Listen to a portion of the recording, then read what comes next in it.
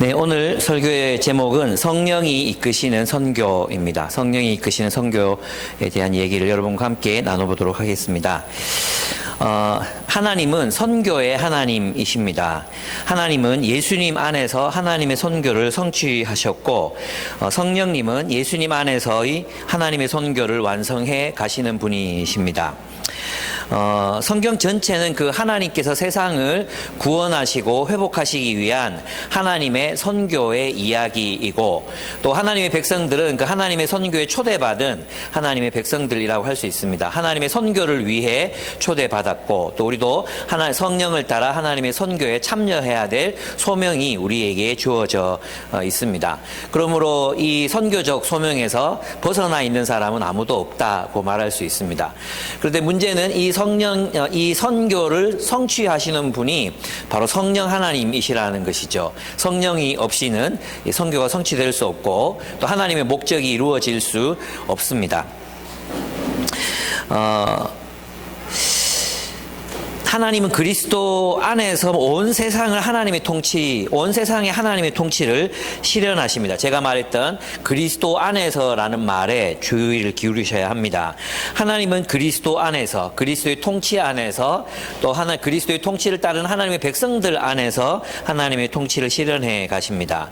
하나님의 통치가 이루어지는 곳, 하나님의 통치가 실현되는 곳에서는 해방과 자유가 선포되고 실현됩니다. 그러므로 해방과 자유가 있는 그곳에서는 기쁨의 탄성이 울려 퍼질 수밖에 없습니다. 바로 이 하나님의 선교를 주님이 다시 오시는 그날까지, 그 선교의 목적이 완성될 때까지 주도하시고 이끌어 가시는 분이 바로 성령 하나님이시라고 할 수 있습니다. 성령은 우리를 이끌어서 하나님의 선교를 이루어 가게 하십니다. 그러므로 우리가 그리스도의 복음을 선포하고 하나님의 현존을 우리의 삶으로 증언해낼 때 우리 삶에서 일어나는 일은 무엇입니까? 우리를 통해서 하나님의 선교가 이루어질 때 일어나는 일은 바로 세상에 사로잡혀 있는 사람들의 해방, 그리고 자유, 그리고 기쁨이라는 것이죠. 오늘 본문에서 우리가 살펴볼 수 있는 것은, 이제 복음은 예루살렘과 온 유대를 넘어서 이제 사마리아에까지 당도하고 있습니다. 또 빌립 한 사람의 선교로 사마리아를 넘어서 이디오피아까지, 아프리카 땅까지 이제 복음이 전파되는 장면이 나타나고 있습니다. 그런데 놀랍게도 이 복음이 온 세상에 전파되는 이유, 하나님께서 복음을 전파하시는 수단으로 삼으신 수단이 무엇이었습니까? 첫 번째는 박해였습니다. 스데반의 죽음으로 일어난 박해와 고난. 그리고 두 번째 이 선교의 주역은 누구였습니까? 빌립과 같은 평신도 선교사들, 평신도들이었습니다. 선교사로 부르심 받은 것도 아니었어요. 선교사라고 누군가가 기름 부은 것도 아니었어요. 임명한 것도 아니었어요. 예수 믿는 선교사들, 예수 믿는 평신도들이 온 세상에 흩어져서 돌아다니면서, 이 본문의 표현을 빌리면 돌아다니면서 복음을 전했고 그들이 선교의 주역이 되었던 것입니다. 오늘날처럼 이 선교가 목회자나 선교사들, 전도자들에게, 또 간사들에게 집중되어 있었던 것이 아니라, 이때의 모든 하나님의 백성들, 예수를 그리스도로 믿은 사람들은 자신의 임무가, 자신의 그 소명이 바로 하나님의 선교에 참여해서 온 세상을 하나님의 통치 속으로 이끌어 드려야 한다는 것임을 알고 있었다는 거죠. 여러분은 자기 자신을 어떻게 생각하십니까? 나는 선교사다 생각하십니까? 나는 세상으로 보내심을 받은 성령이 보내신 곳에서 하나님의 선교를 수행하는 그런 선교사다 생각하십니까? 예, 여러분이 선교사입니다. 여기 가슴에 여기 손을 한번 얹어볼까요? 여기다 손을 얹고, 나는 선교사다 한번 외쳐보겠습니다. 시작. 나는 선교사다. 예, 말씀에 확신이 없으시네요. 한 번 더 하도록 하겠습니다. 확신을 가지고 나는 선교사다. 나는 선교사다. 누구를 위한? 하나님을 위한, 하나님의 선교를 위한. 그러면 하나님의 선교가 이루어지는 곳에 일어나는 일이 뭐라고요? 해방과 자유의 사건이 일어난다는 것이죠. 그래서 누가복음과 사도행전에서는 예수님의 사역을 설명하면서 주로 어떤 용어를 씁니까? 해방, 자유, 이런 용어를 써서 복음의 능력을 선포하고 있습니다. 그래서 이 본문은 집사 빌립에 의해서 일어났던 그 복음의 역사를 기록하고 있습니다. 그는 성령을 따라 마치 바람처럼 살았습니다. 여러분 그 예수님 요한복음 할 때 예수님이 니고데모에게 말씀하셨던 거 기억나십니까? 어떻게 하나님 나라를 어떻게 볼 수 있습니까? 물으니까 네가 성령으로 거듭나야 하리라 이렇게 말씀하셨잖아요. 어떻게 거듭나야 하리라? 성령으로 영으로 난 사람은 이러하다 하면서 못과 같다 했어요. 너희가 바람이 어떻게 부는지 어디서 불어와서 어디로 가는지 알지 못하듯이 성령으로 난 사람은 다 이와 같다 그랬어요. 성령으로 난 사람은 못과 같다? 바람과 같다. 바람과 같다. 그 바람 같은 인생을 살았던 대표적인 인물이 누구예요? 바울이고 빌립이에요. 성령이 불어라고 성령이 가라고 하시는 곳으로 거침없이 나아갔던, 정말 바람처럼 나아갔던, 바람이 어떤 정해진 곳을 향해 부는 게 아니잖아요. 그냥 하나님이 명령하시는 대로 나아갔던 인생을 살았던, 바람처럼 자유롭게 살았던 사람이 바로 빌립이라고 이야기할 수 있습니다. 오늘 그래서 이 본문을 통해서 빌립을 통해서 일어난 복음의 역사를 한번 살펴보고 그를 따라 성령이 이끄시는 선교적인 삶, 그 삶을 살기로 결단하는 그런 시간이 되었으면 좋겠습니다. 오늘 본문 1절에서 3절은 스데반의 순교 이후에 박해로 일어난 사건에 대해서 설명하고 있습니다. 두 번째는 4절에서 25절인데 빌립의 선교로 이제 사마리아가 복음화되는, 사마리아에서 일어난 사건이 기록되고 있고, 마지막에 어떤 사건이 기록되고 있습니까? 빌립이 누구를 만나요? 이디오피아 장관을 만나죠. 장관을 만나서 복음을 선포한 이야기가 나옵니다. 그래서 이 세 부분을 한번 살펴보도록 하겠습니다. 첫 번째 1절에서 3절은 스데반의 순교 이후에 일어난 박해, 그 박해가 또 나타내게 된 결과로 맺게 된 어떤 이야기들을 결과들을 이제 이야기하고 있습니다. 지금 이 시간에 되면 약간 몽롱해 가지고요. 집중력이 좀 떨어질 때 있어 이해해 주세요. 예. 첫 번째, 스데반이 순교를 당하던 날에 예루살렘에 있는 교회에 큰 박해가 일어났습니다. 8장 1절을 한번 보시면 그날에 교회에 큰 박해가 일어났다. 그래서 사도들 이외에는 모두 유대 지방과 사마리아 지방으로 흩어졌다. 이렇게 되어 있습니다. 유대 지방과 사마리아 지방으로 흩어졌다. 이렇게 얘기하고 있습니다. 스데반의 복음 증거와 순교는 유대 안에 있는 악한 세력들을 자극했습니다. 그리고 그들은 교회를 크게 핍박하게 됐습니다. 이것은 스데반의 복음 증거가 그들에게 무엇이 되었던 것을 말해줍니까? 위협이 됐다는 거죠.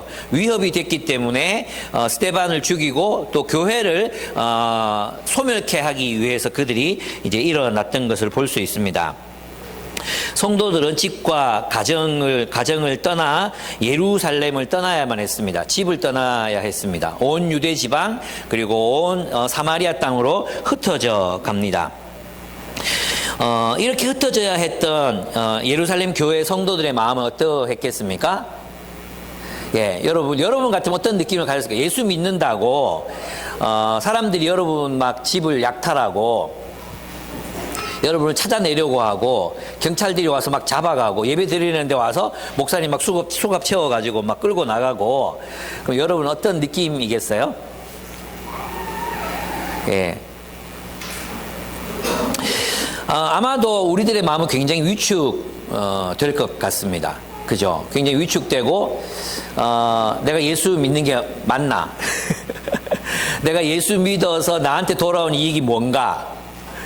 와, 기껏해야 이렇게 집도 뺏기고 이 고향도 뺏기고 다 도망가야 되는 건가?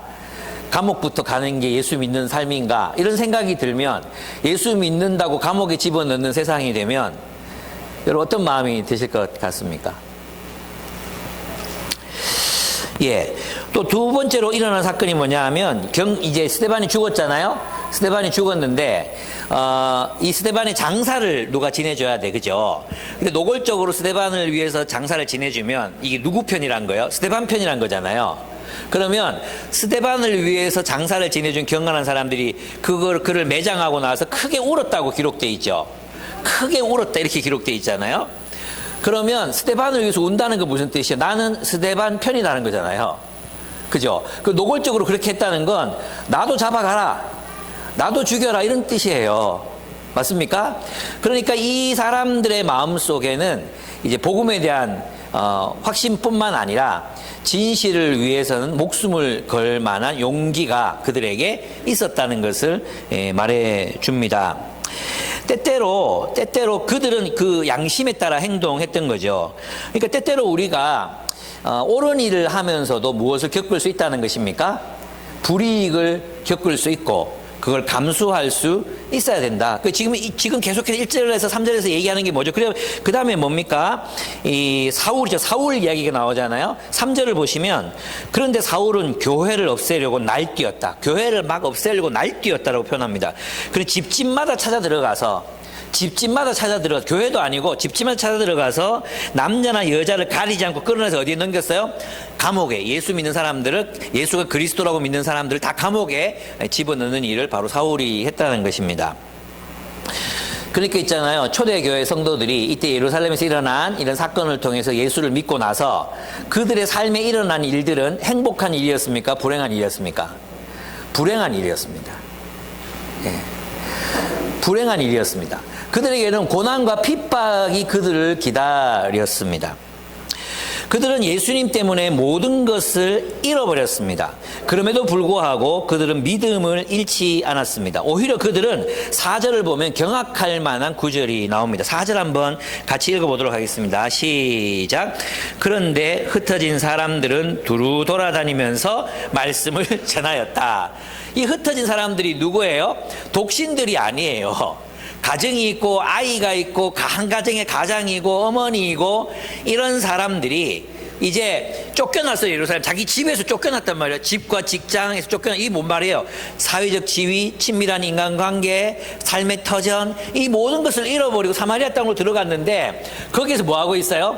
숨어 있는 게 아니야. 누구 여기 잡으러 오면 어떡하지? 이게 아니라 돌아다니면서 이 경악할 만한 장면이잖아요. 돌아다니면서 복음을, 즉 예수가 그리스도이심을 전파하고 있었다고 기록하고 있습니다. 그렇습니다.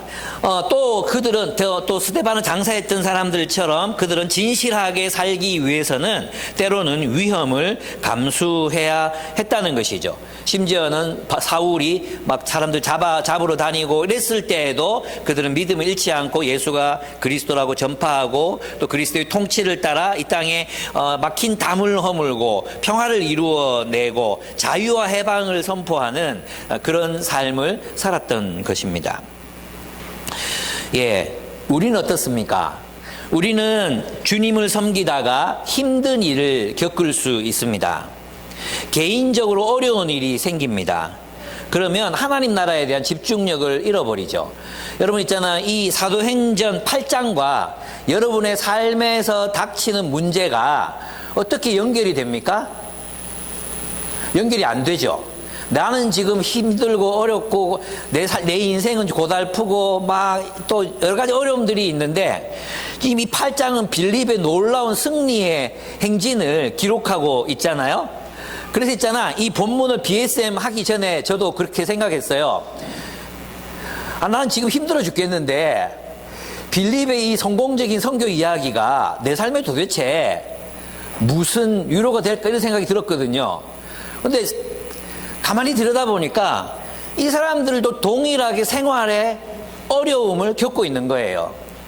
자기 문제가 아닌 남의 문제로, 그죠? 자기 문제가 아닌 남의 문제로 자신의 인생이 굉장히 힘든 공경에 처하고 있잖아요. 나보다도 더 심한, 우리야 뭐 좀 스트레스 받고 좀 뒷목 땡기고 약간 이런 일들인데 이들에게 정말 생존이 걸려 있는 그런 위협을 당하고 있잖아요. 그런데 그들은 어떻게 그 순간에 어떤 선택을 내리고 무엇을 붙잡고 살았는가를 이 본문이 보여주는 거죠. 그것은 무엇이었습니까? 하나님 나라에 대한 집중력이었습니다. 그들은 하나님의 나라를 붙들고 살았어요. 이들의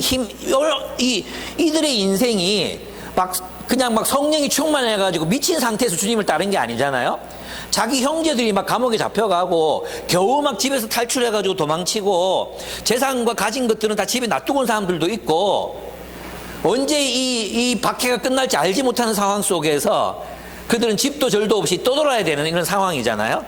그리고 뭐 사마리아로 가고 유대로 가면 동료 그리스도인들이 있느냐, 그런 상황도 아니었어요. 그런데 그들은 무엇에 집중했습니까? 하나님의 나라, 하나님의 선교, 하나님의 목적, 그들을 향한 하나님의 목적에 집중했습니다. 그래서 그들은 이러한 놀라운 역사를 일으키는 삶을 살아갈 수 있었다는 거죠. 하나님 나라를 살아갈 수 있었다는 거죠. 우리도 그렇습니다. 우리도 주님을 섬기다가 있잖아요. 많은 사람들이 이래요. 이제 천판사님하고 천정호 판사님하고 좀 이제 자주 얘기할 기회가 많이 생기는데, 이분이 이제 제가 이제 그 40대 목회자들 이렇게 같이 식사 자리 만들어준다 했잖아요. 그래서 같이 밥 먹으면서 얘기한 것 중에 하나가 뭐냐 하면, 오늘날의 기독교가 심리학에 물들었다. 그래서 언제부터인지 기독교가 신앙이라는 것은 우리의 삶에 위안을 주고, 교회에 와서 설교 들을 때는 위로를 받고 가야 되고, 그래서 여러분들은 지금은 그런 기도를 많이 하지 않는데 한참 동안 여러분 그런 기도를 해서 오늘 말씀을 통해 우리를 위로해 주시고 세상을 살아갈 힘을 주시고, 이런 식의 기도를 많이 드렸잖아요. 그죠? 그래서 기독교 신앙이라는 걸 뭐라고 생각하느냐 하면 우리 삶에 위안을 주는 것으로 생각해요. 위안. 내 삶에 어떤 이익이 되는 것이라고 생각해요. 그래서 있잖아요. 개인의 안정과 개인의 평화가 깨지면 뭐 하나님이 이런 너 이렇게 생각해요. 하나님을 떠나려고 그래요. 예, 여러분 리더를 하다가도 싫은 사람이 나올 수 있고, 어려운 관계들이 생길 수 있고, 여러 상황들이 생길 수 있잖아요. 하나님 나라에 초점을 맞춘 사람들이라면 성령이 나를 이 사람들에게 보냈구나, 성령이 나를 이 사람들에게로 보내서 이 사람들을 내가 주님의 말씀으로 양육하라고 하시는구나, 이런 생각이 아니라 불편하다, 내가 힘들다, 내 마음이 불편하다. 내 마음 편하자고 우리 예수 믿습니까? 여러분의 예수님은 여러분 마음 편하게 해주는 진통제입니까?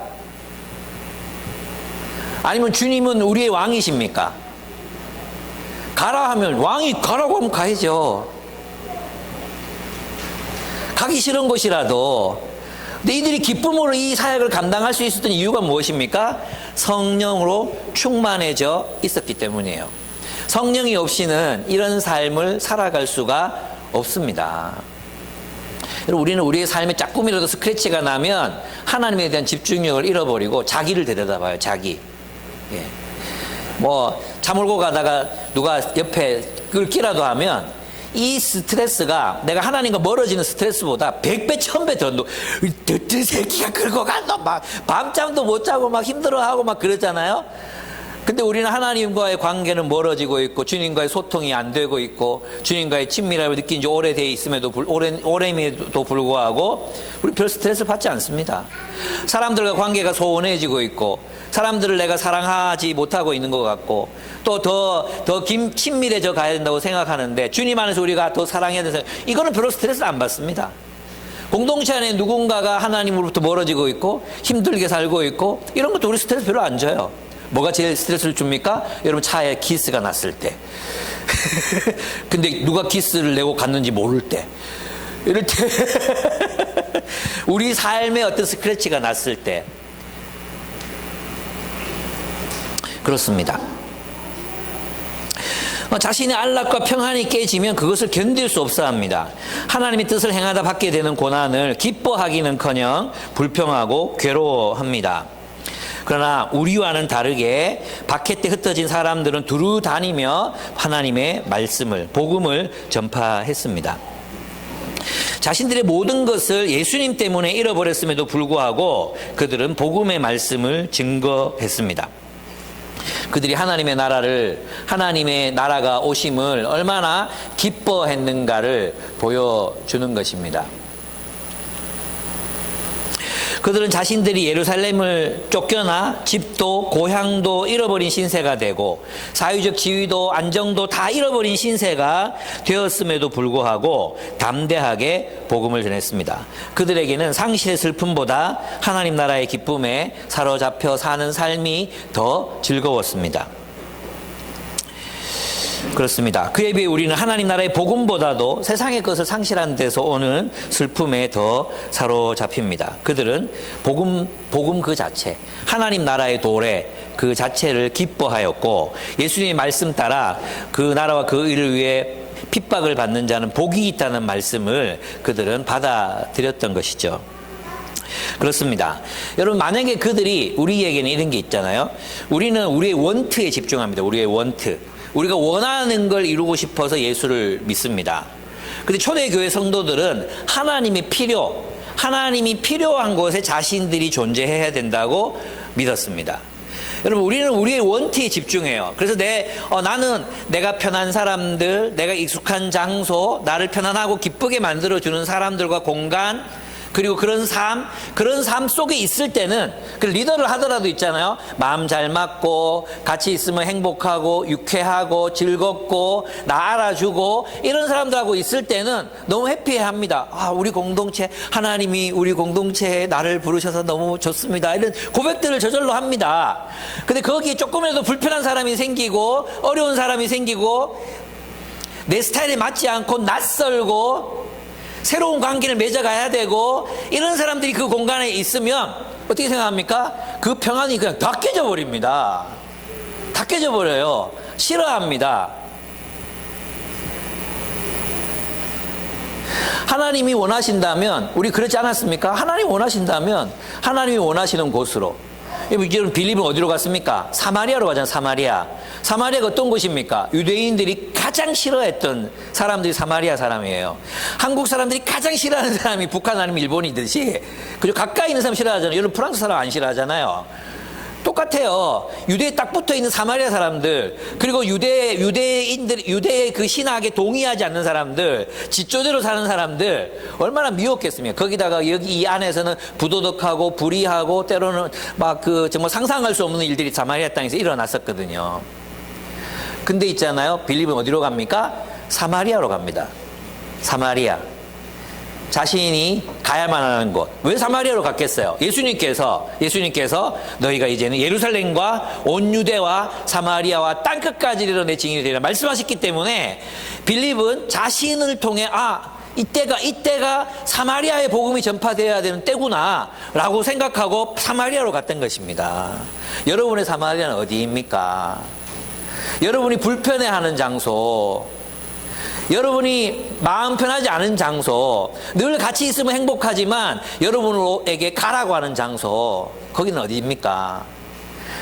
여러분, 이제 우리 교회에서 청소년 사역이 시작되잖아요. 여러분 중에 어떤 분들은 여러분의 정말 안정되고 좋고 행복한 숲을 떠나서 청소년들에게로 가야 될 수도 있어요.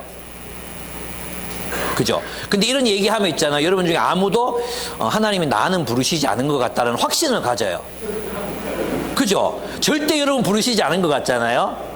근데 여러분은 이제 정말로 목사님이 너는 청소년 은사가 있으니까 가자 이렇게 얘기하면 싫어요. 여러분 반응이 뻔해요. 왜 제가 가야 돼요? 뻔해요. 예. 그렇습니다. 그들은 자신들의 원트가 아니라 뭐라고요? 하나님의 니드, 하나님의 필요에 집중했습니다. 그리고 하나님이 필요로 하는 곳에 그들이 가기를 원했던 것입니다. 우리가 주님을 섬기면서 있잖아요. 늘 편안한 사람, 편안한 장소, 편안한 공간, 익숙했던 관계, 그곳에 머무는 것이 신앙이 아닙니다.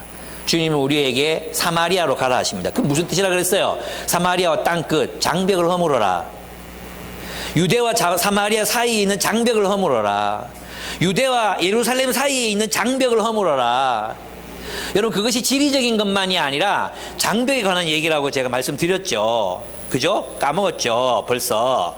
그거 우리는 저 멀리 가라는 뜻이 아니라 장벽을 허물고 하나가 되라, 이런 의미예요. 여러분, 우린 같은 그리스도인들인데 우리가 허물어야 될 장벽, 우리가 나아가야 될 사마리아, 여러분 공동체 안에 있는 그 사마리아, 그는 누구입니까? 그 땅은 어디입니까? 하나님이 필요가 분명한 곳, 그런데 나의 헌신, 나의 힘듦, 그 모든 것에도 불구하고 집을 떠나고 어떻게 살아야 될지 모르겠고 뭘 먹고 살아야 될지 막막한 그 삶의 상황 속에서도 하나님 나라에 대한 초점을 놓지 않았던 초대교회처럼 우리도 하나님 나라에 대한 초점을 잃지 않고 살아가야 합니다. 여러분, 지금 이 설교를 듣는 순간에서도 여러분 머릿속에 있잖아요. 어제 아니면 그저께 직장에서 받았던 스트레스 이 상황이 머릿속에 떠나지 않은 사람들이 있어요. 지금 그죠? 그래서 설교에 집중이 안 되는 사람이 있어요. 잡념이 머릿속에 가득 차 있어요. 지금 무슨 얘기했지? 막 집중하려고 하지만 집중이 안 되는 사람들 있잖아요. 그런 사람 들으셔야 돼요. 예. 그렇습니다. 그들은 하나님의 부르심에 집중합니다. 쫓겨나 돌아다니면서도 하나님의 말씀을 선포합니다. 우리는 하나님의 선교사들, 하나님의 선교를 감당해야 될 하나님의 선교사들로 부르심 받았습니다. 하나님이 보내신 그곳이 여러분의 사마리아입니다. 그곳이 여러분이 정말 적응하기 힘든 직장일 수도 있고 여러분의 가정일 수도 있습니다. 하나님이 그곳에 여러분을 보내셨습니다. 그곳에서 여러분은 하나님의 선교를 감당해야 합니다. 하나님의 통치를 실현해내고 하나님 나라의 증인으로서 평화의 사도로 그곳에서 하나님의 뜻을 준행하는 삶을 살아야 합니다. 그곳이 여러분의 사마리아입니다. 선교 환구하면 막 손들고 울고 막 제가 아프리카로 가겠습니다. 북한을 위해서 헌신하겠습니다. 이게 아니라 여러분 옆에 있는 사람들을 사랑하라고, 여러분 옆에 있는 사람들, 어색한 사람들, 그런 사람도 좀 사랑하라고, 좀 나아가라고 주님이 말씀하세요. 여러분 사마리아는 멀지 않습니다. 50cm, 60cm 되는 곳에 여러분의 사마리아가 있습니다. 여러분 4절에서 25절을 보면 빌립의 선교로 사마리아에서 일어났던 사건들이 기록되고 있습니다. 빌립의 선교로 사마리아에 복음이 전해집니다. 흩어진 사람들, 4절에 보면 흩어진 사람들을 두루 돌아다니면서 하나님 말씀을 전하였다 했죠. 그 중에 한 명이 이제 빌립이에요. 그러니까 이 흩어진 사람들 중에 많은 사람들이 빌립처럼 살았는데 빌립의 삶이 더 특출했기 때문에 빌립을 예로 들고 있습니다. 빌립은 사마리아 성에 내려가서 이렇게 얘기해요. 여러분 우리는 성령의 인도하심을 받고 싶잖아요. 성령의 인도를 따라 살고 싶잖아요. 근데 이 본문에 보면 있잖아요. 빌립이 사마리아로 가는 동기는 기록되어 있지 않아요. 그죠? 그럼 뭐 때문에 갔겠습니까? 박해 때문에 갔죠. 박해 때문에 흩어져서 갔어요. 그죠? 또 하나는 뭐겠어요? 예수께서 예루살렘, 온 유대, 사마리아 땅까지, 온 땅 끝까지 복음이 전파되라 했잖아요. 그러니까 이 스데반은 이 환경을, 자신에게 주어진 이 환경을 뭘로 생각해서 주님의 말씀에 비추어서 나를 사마리아로 쫓겨나게 하신 이유는 이곳에서 복음이 전파되게 하려고 하시는구나. 그러니까 있잖아, 그는 하나님의 목적에 주목합니다. 하나님의 목적, 나를 통해 이루실 하나님의 목적에 주목합니다. 내가 예수 믿다가 사마리아로 쫓겨났다, 이게 아니라 하나님이 나를 사마리아에 보내신 이유가 무엇인가에 집중합니다. 여러분 우리 삶에도 이런 일들이 일어나잖아요. 내가 예수 믿다가 이런 일이 나에게 발생했다, 또는 뭐 나는 이런 일을 겪고 있다, 이게 아니라 왜 하나님이 나를 사마리아로 보내셨는가? 하나님의 목적이 무엇인가? 하나님의 뜻을 생각하면 거기에서 시작할 수 있습니다. 거기에서 다시 시작하고 출발할 수 있습니다. 그래서 그곳에서 우리는 하나님의 부르심을 발견하는 거예요. 왜 나를 이 더러운 사마리아 땅에 보냈지? 왜 나를 이 사마리아 땅에 쫓겨나게 했지? 왜 나를 예루살렘에 떠나게 했지? 왜 가족의 품을 벗어 떠나게 했지? 그게 아니라 하나님의 목적, 나를 보내신 목적이 무엇이, 그것을 하나님의 말씀 속에서 그 이유와 목적을 찾으면 우린 그곳에서도 성령의 인도를 따라 살아가는 삶을 살아갈 수 있습니다. 그렇습니다. 빌립은 예수의 말씀, 예루살렘과 온 유대와 사마리아 땅끝까지 이르러 내 증인이 되려는 말씀을 성취하고 있었습니다. 그래서 그는 사마리아로 들어가 복음을 전파합니다. 그 결과 많은 사마리아인들을 얻었고 사마리아 성에는 큰 기쁨이 넘쳤습니다. 여러분 얼마나 놀랍습니까? 추방당한 사람들이 그 성에 기쁨을 가져다 주는 사람들이 되었습니다. 여러분 이거 놀라운 반전 아닙니까? 추방당한 사람들이, 예루살렘에서 집을 잃고 추방당한 사람들이 그 사마리아 땅에 들어가서 무엇을 주는 존재? 기쁨을 주는 존재가 되었다는 것입니다. 이것이 그리스도인의 숙명이에요. 이걸 받아들이셔야 돼요.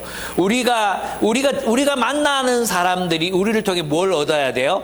해방과 자유를 얻고 기쁨을 누리게 되어야 한다는 거죠. 그것은 그들이 가진 복음의 말씀과 성령의 표적으로 말미암은 것이라고 얘기합니다. 이 5절에서 8절을 한번 같이 읽어보겠습니다. 성경을 찾으세요. 네, 성경을 찾으시고 그 다음에 5절에서 8절을 한번 같이 읽겠습니다. 조금 길죠? 그러나 이제 같이 읽도록 해서 시작.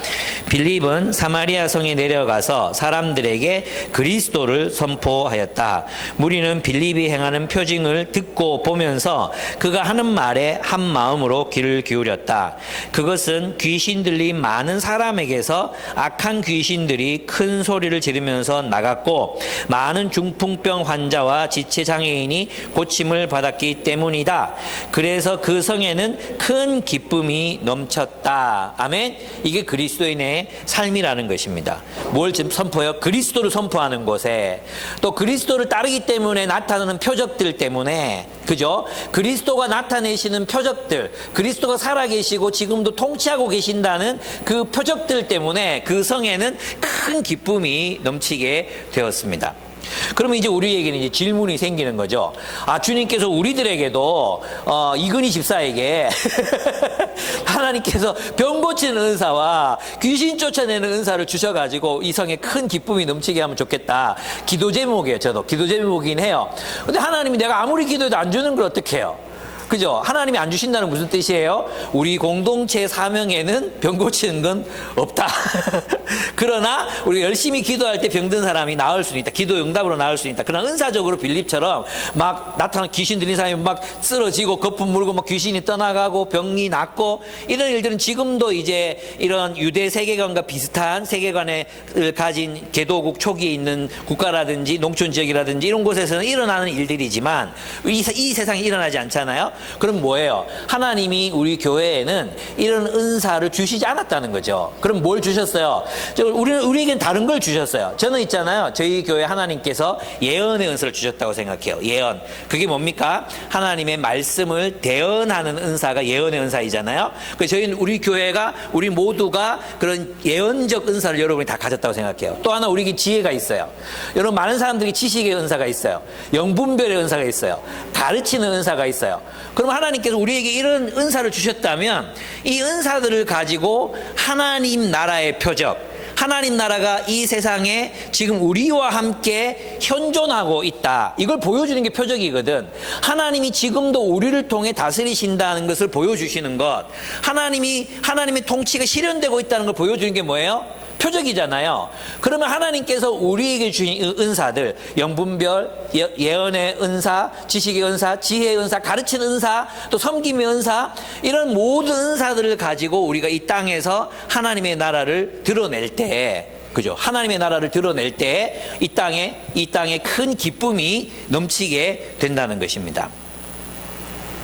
그러면 하나님께서 우리에게 가라고 하시는 사마리아는 어디이겠습니까? 저희 교회는 이제 계속해서 청년 사역. 오늘날 청년들이 정말 사마리아 버려진 땅에 살고 있는 사람들 아닙니까? 청소년들.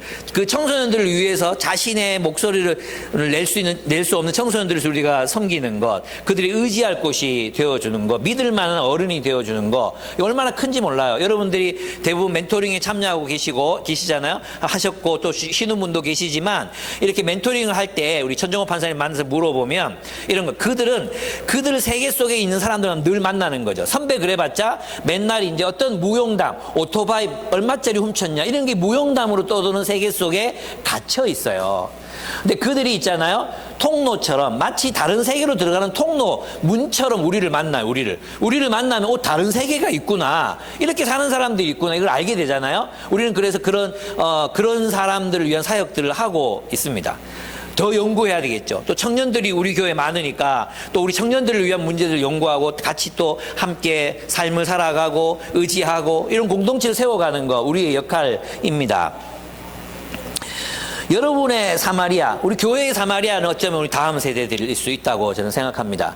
여기에서 이제 우리 빠진 게 있어요. 생각해 봤는데, 이걸 해야 될지 말아야 될지 모르겠어요. 천판사님 얘기하시는 게 뭐냐 하면, 청소년을 세 집단으로 나눌 수 있대요. A 집단, 인서울한 아이들. 이 아이들은 공부만 하다가 서울에 갔기 때문에 서울에서 만나서 얘들을 잘 가르쳐야 되는데, 이게 어렵다는 거예요. 그래서 여기서 이제 공부 잘하는 친구들을 위해서 막 성경 어떻게 말씀으로 잘 가르치는 게 되게 중요하다 이런 얘기 하셨고, B그룹이 있어요. 요 중간 그룹. 이 사람들은 적당히 공부해서 이제 지방에 남는 사람들, 우리 같은 사람들은 B 집단.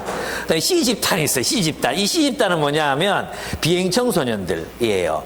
이 사람들이 가장 소외돼 있다는 거죠. 그래서 있잖아요. 이 사람들을 이 아이들을 어떻게 만나냐 하면 법원에 가서 위탁, 보호관찰 위탁위원이라는 게 있대요. 거기 가서 저 이거 하고 싶습니다 하면 교육시키고 시켜준대. 그러면 이제 한 명을 만나서 6개월, 1년 이렇게 하는 거예요. 그러다가 이제 이렇게 할 사람이 별로 없거든요. 그러면 이제 목사님 한 명이 들어가서 이걸 하다 보면 교인들, 목사님들 자꾸 끌어들이다 보면 이제 법원에는 기독교인들로 가득 차게 돼. 그래서 거기에 복음화가 일어나는 거죠. 해볼까요, 우리 한번? 예, 저는 그런 일도 좋다고 생각해요. 근데 우리는 이제 예방하는 일을 하고 있잖아요. 이제 김수재 목사라고 투자 받아가 커피가 너무 잘 돼가지고 교회는 적극 커피만 하는 목사님이 있거든요. 이분이 이제 청년 때 소년원 있죠, 소년원. 그 교도관으로 있었대요. 그리고 이제 거기 좀 있다가 나중에 청송으로 이렇게 청송교도소로 옮겨갔는데, 이분 하시는 말씀이 뭐냐 하면, 그 소년원 동기들이 청송에서 다시 만난대요. 소년에서 같이 봤던 그 동기들, 소년원 동기들 있잖아요. 그 사람들이 그대로 청송으로 옮겨간대요. 슬프죠. 근데 이 천판사님이 하시는 일이 뭐냐 하면, 여기, 이 소년원에 있던 애들이 청송으로 안 가도록 하는 거. 이것만 해도 큰 일이라는 거예요. 기자들이 와서 자기한테 이렇게 묻는데, 모범 사례가 있냐. 그래서 여기서 나와가지고, 이제 이런 멘토링이나 또 그룹홈 이런 걸 통해가지고, 잘 사는 모델, 그 사람들이 이제 방송에 내보내겠다고 이렇게 얘기를 한대요. 있는데 못 보여주는 거예요. 왜냐하면 그 신상이 다 틀리잖아요. 얼마나 그런 세상입니까? 신상이 다 못 보여준다. 또 하나 문제가 있다. 뭐냐 하면, 우리는 이 아이들이 출발선이 저 아래, 저 뒤에 있다는 걸 모른다. 똑같이 다, 이 제로에서 시작하는 게 아니다. 애들은 마이너스 100m, 마이너스 200m 시작한다. 그래서 이제 요이 땅 하면 부모 이렇게 한 사람들 저 앞에 50m 시작하잖아요. 우리 같은 사람들은 마이너스 한 10 정도에 시작하고, 얘들은 저 뒤에 있는 거예요. 그래서 있잖아, 얘들이 재범 안 하고 찌지고 뽑고 사소한 사고를 치고 사는 것, 이것만 해도 막 어마어마한 사역이다, 이렇게 얘기하시는 거예요. 저는 그 말이 굉장히 위로가 됐어요. 그래서 있잖아, 그렇구나, 그렇게 생각해 보면 우리 교회가 진짜 잘했구나, 이런 생각이 드는 거예요. 우리 교회가 정말 잘했구나. 정말 많은 사람들이 이곳에서 진짜 조폭될 뻔한 김대환 이런 여러 종류의 사람들이 있었잖아요. 근데 그런 사람들이 우리 만나서 청소년 사역을 하고 다른 사람들 살리고 이런 기쁨이 있잖아요. 기쁨. 예. 이런 일들 일어나야 된다고 저는 생각합니다. 그래서 있잖아요. 이번에 물놀이 한 22일 날 이런데도 아이들 데리고 가야 돼. 안전한 어른들과 정말 행복하다, 이런 느낌을 가져봐야 돼. 이게 행복이구나. 그리고 내 친구도 맨날 오토바이 훔치고 잡혀도 가고 두드리 맞고 이런 친구들이 아니라, 이렇게 안전한 사람들 가운데서 내가 행복하게 살아갈 수 있구나. 이 사람도 꼭 붙잡아야 되겠다. 힘들 때 사람도 연락할 수 있구나. 이거 하나만 있어도, 전화할 때가 있구나. 이거 하나만 있어도 애들이 재범하지 않는다는 거예요. 저는 정말 그 말이 큰 위로가 됐어요. 우리는 주로 예방하잖아요, 예방. 이미 이제 천판사님은 이미 비행 청소년 된 애들을 하고 있지만, 우리는 비행 청소년이 될 수도 있는 아이들을 지금 이제 멘토링 하고 있잖아요. 이런 일들이 우리들에게 정말 더 강력하게 일어났으면 좋겠다, 이런 생각이 들었어요. 저는 그래서 우리의 사마리아는 어디일까? 바로 거기다. 청소년들. 그들을 만나야 된다, 이런 생각이 들었습니다. 그리고 이제 아시죠? 우리 청소년 팀이 생기잖아요? 그러면 이제 여러분들 가운데서, 마음에 하나님 부담을 느끼시면, 여러분 절대 자원하지 않으니까, 그죠? 뭐 하라 그러면 절대 자원하지 않으니까 제가 기도해보고 너 청소년 팀 가 이랬을 때 성령의 이끄심을 따라 가겠나이다 이래야지. 왜 제가 가야 되는데요? 뭐 요 따우식으로 얘기를 하면 제가 실망할 것 같습니다. 네, 그렇습니다. 네, 예, 여러분의 그 사마리아 거기가 어딘가? 여러분 깊이 생각해 보세요. 예, 하나님이 보내시는 곳 어딘가? 여러분이 지금 다니는 직장 원해서 간 거 아니잖아요? 그죠? 쫓기듯이 갔잖아요. 어쩔 수 없이 갔잖아요. 어쩔 수 없이. 솔직히 말해봐. 어쩔 수 없이 갔잖아요. 그게 다 이런 거예요. 하나님께서 여러분 보내신 거예요. 그 사마리아로. 그럼 거기에서 내가 하나님의 선교를 감당해야 될 역할들이 있겠죠. 빌립처럼 성령 충만을 구하셔야 합니다. 성령 충만함을 구하고 하나님 이 직장에서 오늘 밥 먹는 사람, 오늘 나와 함께 시간을 보내는 사람들을 위해서 내가 할 수 있는 일이 무엇입니까? 물으셔야 합니다. 내가 그리스도의 말씀을 어떻게 선포하고 그리스도가 나를 다스리고 계시다는 걸 어떻게 드러낼 수 있겠습니까? 하나님 나라의 현존을 내 삶을 통해서 어떻게 증언할 수 있겠습니까? 그것이 우리의 삶이 되어야 합니다. 여러분의 사마리아는 먼 곳에 있지 않습니다. 여러분이 살아가고 있는 그곳이 바로 하나님이 보내신 사마리아입니다. 때로는 혐오스럽고 때로는 싫고 때로는 떠나고 싶고 또 때로는 거부하고 싶은 그 장소, 거기서 만나게 되는 사람들, 그들이 바로 여러분의 사마리아입니다. 하나님께서 여러분에게 능력을 주신다면 그곳에서 이런 자유와 해방의 이야기가, 자유와 해방의 기쁜 소식이 들려올 수도 있습니다. 9절에서 13절을 보면 빌립의 선교로 마술사 시몬이 세례를 받습니다. 이 사마리아 성에 마술을 행하는 시몬이 있었어요. 근데 이 사람이 굉장했나 봐요. 그래서 사마리아 사람들이 다 이 사람들을 뭐라고 불렀나 하면 크다 일컫는 하나님의 능력이라고 일컬어요. 그러면 여러분 이 세계, 이 시몬 마구스라고 하는 이 시몬이 지배하는 이 세계는 무엇이 지배하는 세계입니까? 마법과 주술과 거짓과 속임수가 지배하는 세계죠. 그리고 이 시몬은 사람들을 거짓과 마법과 속임수로 지배하고 있었어요. 근데 빌립이 들어갔잖아요. 빌립이 들어가서 복음을 선포하니까 이 거짓이 탄로가 난 거예요. 그죠? 그래서 더 이상 시몬은 위대한 하나님의 능력이 아닌 거야. 그래서 이 시몬도 사마리아 사람들이 예수 믿는 것을 보고 자기도 세례를 받아요. 왜냐하면 이 빌립이 일으킨 그 일이 자기가 하는 거는 가짜인데 이 빌립이 하는 일은 진짜거든. 그러니까 비교가 안 되는 게 사람들도 알아차리는 거지. 이 빌립은 진짜다. 진짜 하나님의 능력이다. 시몬은 가짜다. 이렇게 된 거예요. 그죠? 그러니까 이 가짜, 거짓, 속임수, 그리고 악한 지배, 이런 세계 속에, 거짓의 세계 속에, 어둠의 세계 속에 지배당하는 사람들이 빌립의 복음 전파로, 복음 전도로 어떻게 됩니까? 해방을 얻는, 눈이 떠지는 거예요. 눈이 떠지고 눈먼 자의 눈이 떠지고 해방을 얻는 거예요. 갇힌 자가 자유롭게 되는 해방의 역사가 사마리아 땅에서 일어나게 됩니다. 이것이 복음의 능력입니다.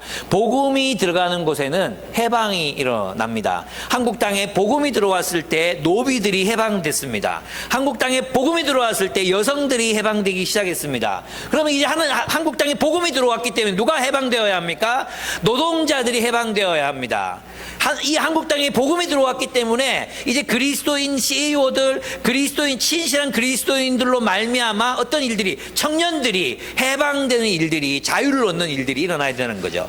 그런 일들이 일어나려면 정말 그리스도를 주로 섬기는 돈 많은 사람들이 회개를 해야 돼. 그 돈 많은 사람들이 회개를 하고 이 청년들의 삶을 해방시키는 일들을 해야 한다는 거죠. 이게 여러분 있잖아요. 사업을 꿈꾸는 사람들이라면 여러분들이 그러한 비전을 가지고 있어야 합니다. 세상 사람들이 경영하는 거랑 똑같이 하시면 안 됩니다. 예, 그 경영에서 하나님의 나라가 어떻게 실현되고 있고 그 하나님 나라의 지배 실현 가운데 사람들이 어떻게 해방과 자유를 얻는가. 오늘날 이 자본주의의 신화, 그 자본주의의 신화, 그 무지, 그 자본주의로 우리를 속이잖아요. 얼마나 거짓말들이 많습니까? 그것으로부터 사람들을 해방시키는 것입니다. 진정한 인간다운 삶이 무엇인지, 정말 돈이 전부가 아니라 어떤 삶을 살아가는 게 돈을 또 어떻게 사용해야 되는지 진짜 해방, 돈의 해방, 사람의 해방, 계급의 해방, 이 해방이 그리스도 안에서 그리스도의 공동체 안에서 이 해방이 일어나는 일들을 우리가 실현시키고 보여주고 우리의 현존으로 세상에 하나님의 나라를 증언하는 그런 공동체가 되어야 한다는 거죠. 그것이 바로 빌립이 사마리아에서 했던 일이라는 것을 알 수 있습니다. 그러니까 이 빌립이 정말로 놀라운 일을 한 거죠. 근데 여기서 막 사마리아 사람들이 예수를 믿으니까 이 소식이 어디로 전해졌어요? 예루살렘에 있는 사도들에게 전해졌어요. 사도들이 알았어요. 그러면 이제 여러분들이 사도들이라면 어떻게 했겠습니까? 사마리아에서 그런 일이 일어났다고? 유대가 아니고 사마리아에서 그 개들의 땅에서 이렇게 생각이 되는 거죠. 그죠? 그래서 이제 이 사도들이 어떤 일이 일어났는가? 그것도 이제 사도가 가서 복음을 전한 게 아니잖아요. 빌립이 가서 복음을 전했잖아요. 그러니까 이 일이 어떻게 일어났는지, 무슨 일이 일어났는지를 확인하려면 사람들 보내야 됐거든. 누구를 보냅니까? 제일 영적 분별이 베드로, 거짓말하지 마. 넌 오늘 죽을 거야. 베드로, 이 영분별에 탁월한 은사가 있는 베드로와 요한이 갑니다. 가서 이 일이 정말 하나님에 의해서 이루어진 일인가를 보기 위해서 갑니다. 가서 보니까 그들이 예수의 이름으로 세례를 받았어요. 근데 성령이 임하지 않았다 그랬잖아요. 근데 그들이 안수하니까 어떤 일들이 일어났어요? 성령을 받는 일이 막 일어나게 되는 거예요. 근데 여기에는 이제 이 사건을 보고 신학 이 공동체마다 이것을 해석하는 게 달라요. 이제 오순절 어떻게 해석하느냐 하면 예수 믿을 때 성령이 우리 안에 오신다. 이걸 가지고 얘기하는 거예요. 예수 믿을 때 우리 안에 성령이 오신다. 이거는 왜 그러냐면 베드로가 사도행전 2장에서 누구든지 예수 그리스도를 믿으면 어떻게 된다 그랬어요? 성령을 주시리니 이렇게 얘기했거든요. 그러니까 예수 믿으면 우리는 믿어야 돼. 우리 안에 누가 있어? 성령이 계셔. 성령이 계시단 말이에요. 그러면 이제 이 구절에 근거해서 예수 믿는 성령이 있는 건데, 그럼 사마리아에서 그러면 이 성령을 받았다는 표현은 뭔가 했을 때 오순절 어떻게 해석하느냐 하면, 오순절 교파들, 오순절 누군지 알죠? 예, 그럼 뭐 여의도 순복음교회들이 오순절이거든요. 여기서는 예수 믿을 때 성령이 내주하신다. 그 다음에 이걸로 끝나면 안 되고 2차로 성령의 나타나심이 있어야 된다. 성령의 기름 부으심이 있어야 된다. 성령이 발현하셔야 되는데, 그게 뭐냐 하면 이제 방언이라든지 예언이라든지 이런 초자연적인 역사로 나타나야 된다. 이런 걸로 이 사마리아 사건을 들어서 신학적으로 설명을 하려고 해요. 근데 저는 이것은 맞지 않는 것 같아요. 왜 그러냐 하면, 그러면 이 사마리아 사람들은 세례 받을 때 마치 시몬처럼 자신의 어떤 능력과 표적을 보고 예수를 믿은 게 아니라 이때 사도들이 안수했을 때 진짜 믿었다, 이런 표현도 있거든요.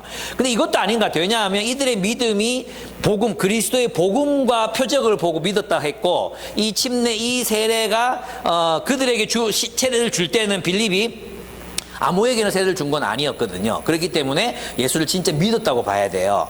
그럼 왜 예수를 믿었는데 베드로의 약속처럼 성령이 임하지 않았는가? 이게 의문이잖아요. 여기 이제 중요한 게 있어요. 뭐냐 하면 지금 이제 복음이 유대 땅과 예루살렘 유대 땅 그리고 사마리아 땅으로 이제 막 전파되어 가야 되잖아요. 그러면 사마리아는 항상 어땠어? 이단아였거든요. 이단아. 유대 공동체에서 보면 사마리아는 괴상한 집단인 거죠. 그래서 만약에 사도들의 권위가, 사도들이 저 사마리아에서 일어난 저 교회가 진짜 하나님의 교회다, 진짜 예수님을 따르는 제자들이다 확인이 없으면 이 사마리아에서 일어난 사람들은 다른 분파, 그러니까 전혀 다른 기독교가 될 수 있는 위험에 빠질 수 있는 거죠. 그들이 사도가 없어. 그리고 빌립으로 예수를 믿어. 빌립 때문에 예수를 믿었어. 그러면 예루살렘에 있는 사도적 전통에 따라서 교회가 세워지는 게 아니라 어떻게 세워지겠어요? 이적과 표적에 근거한 이상한 기독교가 생길 수 있는 거죠. 그래서 이 사마리아 사람들이 유대 지도자들의 지도를 받겠어요? 안 받거든요. 그런데 사도들이 가서 이제 안수하니까 어떤 일이 일어났습니까? 성령을 받잖아요.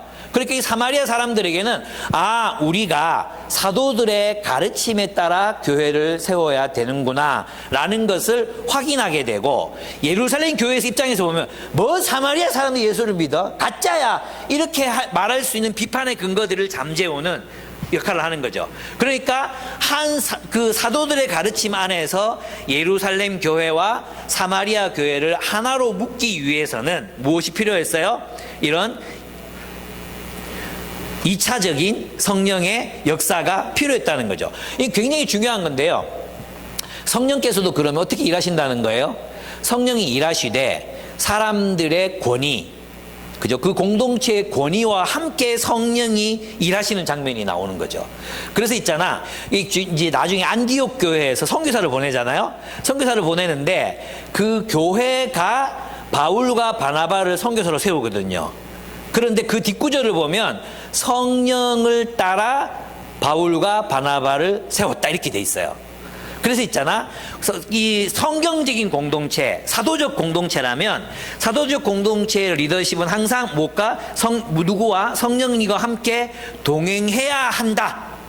그죠? 그리고 성령께서도 그들의 지도력을 인정하신다 하는 것들을 이 본문을 통해서 우리가 알 수 있습니다. 그러니까 성령은 독단적으로 행하시는 분이 아니십니다. 성령이 행하실 때 이 사도들의 권위를 중요하게 생각하시고 그들의 권위를 높이시는 이유는 무엇이었냐 하면 그들이 하나님 안에서 하나된 공동체를 이루기 위해서였다는 거죠. 그래서 이 부분은 제가 10번, 100번 강조해도 중요한 건데요. 이게 뭐냐 하면 결국 교회란 복음적인 교회, 성경적인 교회란 어떤 교회인가? 사도들의 전통, 사도들의 권위, 그 권위 가운데 사도들의 가르침, 신약 성경의 권위 위에 세워진 교회가 교회라는 거죠. 근데 오늘 세워지는 교회들에 대해서 보면 성경의 권위를 하나님의 말씀으로 보지 않고 세워지는 교회들이 이제 막 생기고 있어요. 인간의 이성에 기초한 교회들이 막 성경조차도 저는 얘기했죠. 사도들의 해석에 근거해서 우리 예수를 본다고. 그죠? 복음서는 그냥 역사를 기록한 게 아니잖아요. 복음서에는 복음서를 기록한 복음서를 해석한 사도들의 권위, 사도들의 해석이 그 복음서를 기록한 거잖아요. 그러니까 우리가 예수를 믿는다는 말은 있잖아. 생짜 예수, 역사적 예수를 믿는 게 아니라 사도들에 의해서 해석된 예수님을 믿는 거예요. 왜냐하면 그 사도들에게 예수께서 자신의 모습을 가장 정확하게 알려주셨다고 믿기 때문인 거죠. 적어도 그래서 복음적인 교회, 성경적인 교회란 바로 사도적 전통과 권위 위에 세워진 거예요. 저는 이제 이것을 교회라고 부르는 게 뭐냐 하면 결국 이제 뭐예요? 사마리아 교회도 결국은 사도들의 권위 아래에서 이제 세워져 가야 한다는 거죠. 제 말이 이해됩니까?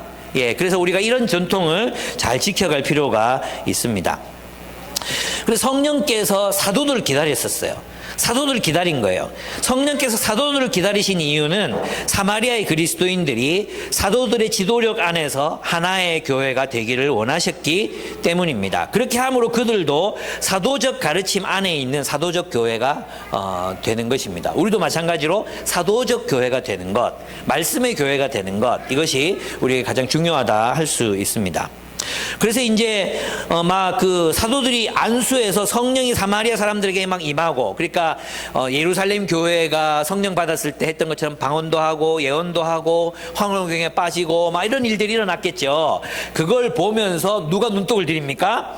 시몬, 이 마술사였잖아요. 이야, 이거 있으면 이거는 뭐 사마리아뿐만 아니라 이스라엘을 그냥 제패하겠다, 이런 생각이 드는 거죠. 한 도시를 지배해 봤잖아요. 이거 있으면 되겠다 이렇게 생각해. 천공처럼 그렇게 생각을 한 거예요. 그래가지고 이 사도들 따라다니면서 그 이 능력을 배우려고 해. 안 되니까 돈을 주고 사려고 합니다. 참 그렇습니다. 그는 마술로 사람들의 마음을 속여 빼앗고 그로 인해 사람들을 지배하고 경배의 대상이 되었는데, 이제는 뭐를 통해서? 복음과 성령의 능력을 가지고 사람들을 지배하려고 합니다. 이런 사람을 보고 베드로가 뭐라고 말합니까? 너는 우리와 함께 유업을 나눌 수 없다고 얘기해요.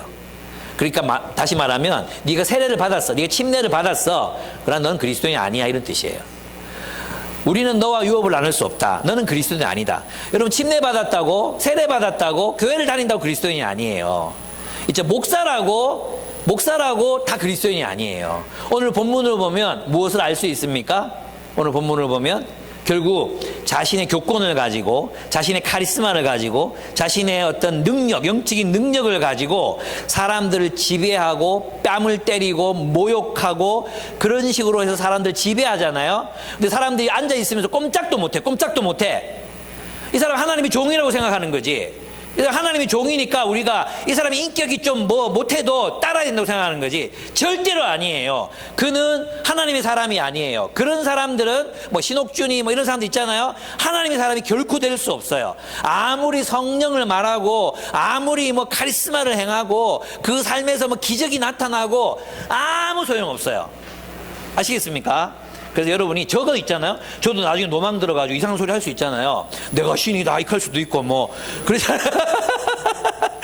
그리고 내가 가진 영적인 카리스마, 권위 이런 것들로 사람들을 막 이용하려고 할 수도 있고, 그죠? 그럴 때 여러분 어떻게 해야 돼요? 저를 떠나야 돼요. 저를 떠나셔야 돼요. 예. 근데 그런 거 아닌데 떠나면 섭섭하지. 그런 거 아닌데 다른 사소한 것들로 떠나면, 아니 세상에 나 같은 리더도 잘 없을 건데 이렇게 떠나면 저 어디서 어떤 사람을 만나냐는 거지?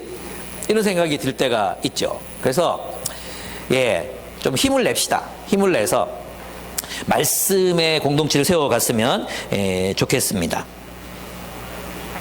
베드로는 시몬을 정죄합니다. 그래서 여러분 리더를 잘 세워가는 거 중요하고요. 여러분 인성간사님, 저 또 재신간사, 병강간사에서 정말 많이 기도하셔야 됩니다. 기도하시고 이분들이 정말 말씀을 바르게 분별하고 복음을 정말 성경을 깊이 연구하고 묵상하고 하나님 뜻을 깨달아서 하나님 말씀을 증거할 수 있도록 그렇게 여러분 기도하셔야 돼요. 여러분 책임이에요. 예. 제가 설교를 못 하잖아요. 여러분 책임이에요. 여러분 기도 안 해서 그런 거예요. 예? 제가 준비 안 해서 그런 게 아니고 여러분 기도를 안 해서 그런 거예요. 예. 저도 열심히 해야 되겠죠. 예. 같이 합시다. 예. 세 번째, 마지막 단락입니다. 26절 40절. 빌립의 선교로 이디오피아의 네시가 세례를 받습니다. 여러분 이 본문에 보면 26절을 보시면 빌립은 천사의 인도로 이디오피아 네시에게 복음을 전하게 됩니다. 26절을 한번 보시면 이렇게 돼요. 주님의 천사가 빌립에게 말하였다. 일어나서 남쪽으로 나아가서 예루살렘에서 가사로 내려가는 길로 가거라. 그 길은 광야길이다. 굉장히 구체적이죠. 그죠? 이게 뭐라 하죠? 이걸 두루뭉술하게 얘기하는 게 아니라 구체적으로 얘기하시잖아요. 근데 이 천사를 누구로 볼 것이냐 했을 때 성경에서 천사는 하나님이 보내시는 사자라는 뜻이에요. 하나님이 보내신 사자, 이게 천사거든요. 그래서 이 사람은, 이 존재는 어쩌면 예언의 은사를 가진 사람일 수 있어요. 예언의 은사를 받은 사람. 그래서 어떤 한 사람이 하나님의 뜻을 명백하게 깨닫고, 아가보 같은 사람, 그 다음에 빌립의 두 딸 있잖아요. 이런 딸들이 예언의 은사가 있었거든요. 이런 사람들이 빌립에게 어디로 가라. 거기 가면 누가 있을 것이다. 가서 복음을 전해라. 이렇게 했을 가능성이 있어요. 첫 번째. 두 번째는 실제로 천사였을 수 있어요. 그런데 천사가 날개를 달고 오거나 이러진 않거든요. 날개를 달고 오거나 또 여기에 어떤 이런 둥근 원을 달고 오거나 그러진 않아요. 분명히 사람의 모습으로 왔을 거란 말이에요. 그런데 그가 분명하게 이제 하나님 보내신 사자가 이리로 가라고 얘기를 해줘요. 그리고 가죠. 갔더니 어떤 일이 일어납니까? 이디오피아의 내시를 만납니다. 이 내시는 이디오피아 총리 대신 재무를 담당하는, 그러니까 이 이디오피아가 그 당시 강대국 중에 하나였는데 그 재무를 다 담당하니까 얼마나 큰 권세와 부를 가졌겠습니까? 근데 이 이집트 국고를 맡은 아주 높은 지위에 있었어요. 두 번째는 그 성경에 관심이 많았죠. 여러분 있잖아요. 그 지난번에 유대인 무슨 총회가 있었거든요. 몇 년 전에 유대인 총회가 있었는데 이디오피아 흑인들이 유대인 총회 참여한 거 아십니까? 모르죠? 이디오피아 사람인데 자기 정체성이 유대인인 사람들이 있어요. 몰랐죠? 예, 이 사람들은 유대인들이 디아스포라 됐을 때 그곳에서 정착해서 살면서 결혼하고 해서 흑인이지만 유대인의 정체성을 가진 사람들이 이디오피아에 살고 있었어요. 그래서 그들은 율법과 토라를 굉장히 깊이 있게 연구했거든요. 그래서 이제 이 구절, 이 사야서를 읽는데 이런 구절이 나타난 거죠. 어떤 구절이 있습니까?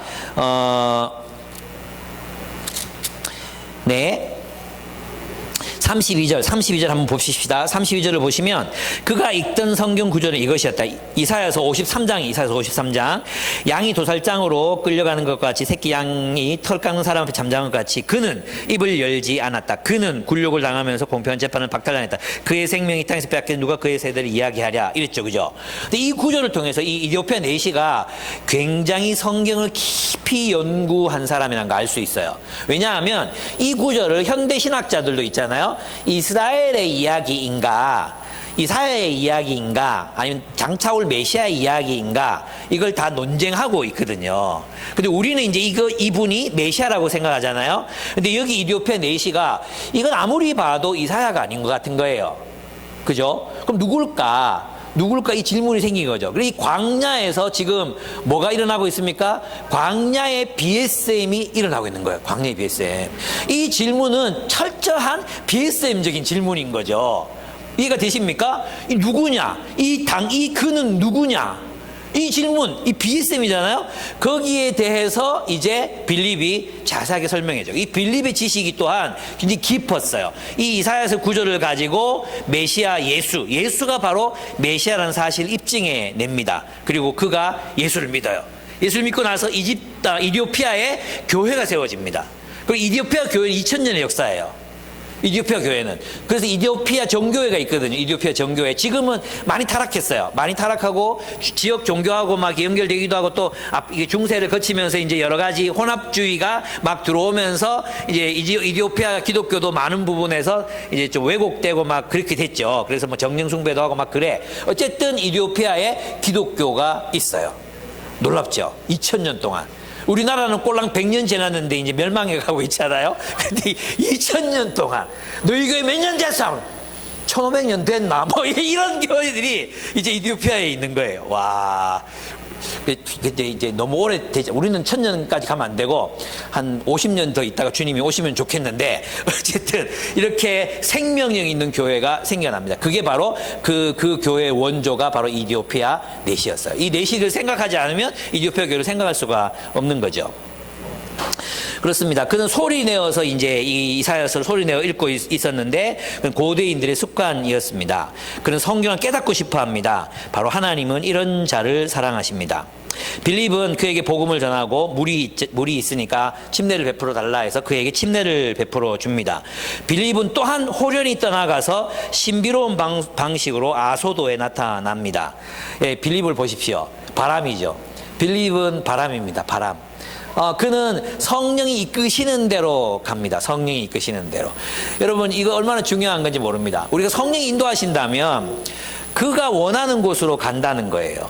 예, 성령 충만하잖아요. 그러면은 그걸 가야 되는 거죠. 우리 리더잖아요. 우리 사역자들이 있어요, 그죠? 인상 강사님 사역자들이 있어요.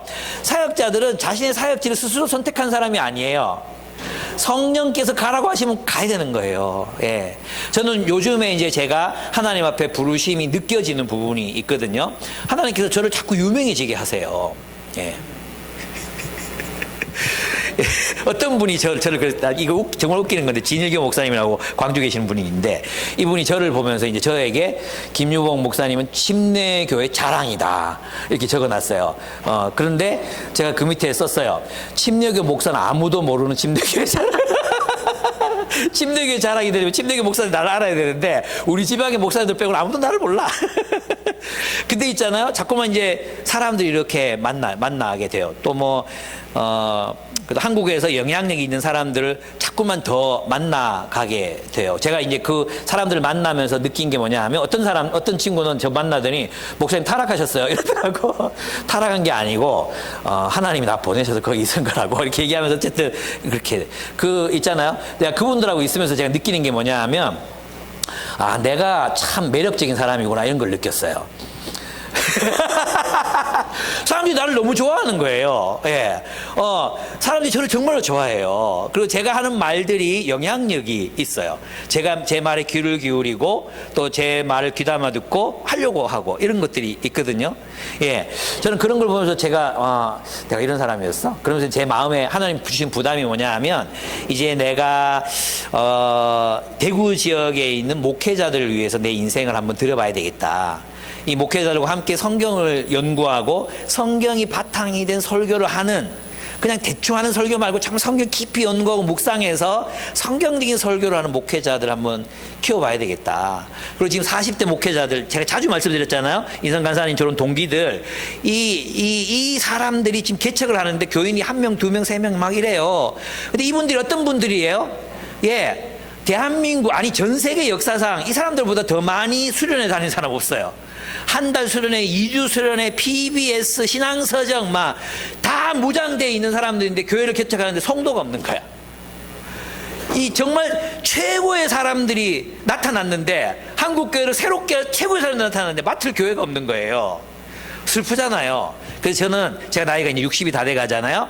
60 다 돼 가는 괜찮은, 우리보다 반보, 그러니까 일반 교회보다 반보 정도 앞서가는, 한 발도 안 가도 괜찮아. 반보 정도 앞서가는 사람들, 그런 사람들, 좋은 사람들 다 모아서 네트워크를 만들려고, 네트워크. 그리고 그들에게 이 40대 돕자, 이들 교회 좀 세우자, 지원도 하자, 이런 네트워크를 만들려고 그래요. 그리고 있잖아요. 제가 지금 이제 꿈을 꾸면서 오늘 아침에 하나님이 이름을 주셨는데, 이거는 좀 더 생각해 봐야 돼. 사탄의 목소리일 수도 있으니까. 그래서 제가 이름을 하나 지었어요. 그게 뭐냐 하면, 에반젤리컬 미니스트리 네트워크. 그래서 이제 복음적 사역을 하는 모든 단체들을 네트워크로, 거기 사회적 기업도 들어오고, 일반 목회자도 들어오고, 청소년 사역, 그 다음에 봉사단체, 이런 단체들이 건강한 생각을 하는, 정말 하나님 말씀 따라 사역하고 싶은 그런 사람도 많거든요. 그죠? 그런 사람들을 다 모으고, 또 진짜 교회에 힘 있는 사람들 다 좀 이렇게 네트워크해서 서로 좀 돕고 의존하고 키우고 키워주고 이럴 수 있는 공동체를 한번 만들어 보자. 근데 이런 마음을 먹었는데, 서울에서 기독교명연구원 사무처장 하던 친구가 경대 IBF 간사 출신이거든요. 그 대구에 내려왔더라고요.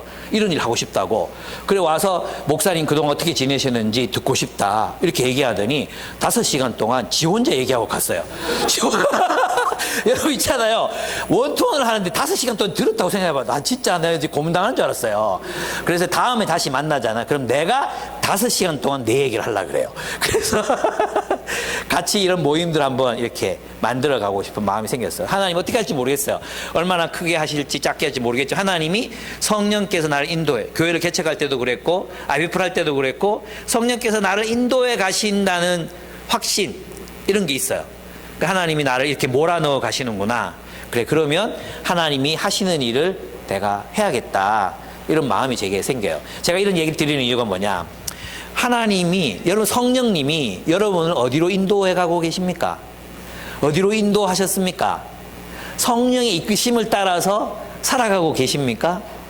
성령의 이끄심을 따라 사람을 만나고, 성령의 이끄심을 따라 여러분의 사역들을 이루어가고, 하나님의 선교가 여러분을 통해서 나타나고 있습니까? 하나님의 목적이 여러분을 통해서 이루어지고 있습니까? 여러분 어제 우리 북한 선교 하시던 목사님 얘기 들으셨죠? 꿈을 잃었다고. 우리가 꿈을 잃어버렸어요. 캠퍼스 때 소망 나누기 하면 맨날 얘기하던 꿈 있잖아요. 그 꿈은 그냥 그 꿈을 다 잃어버렸어요.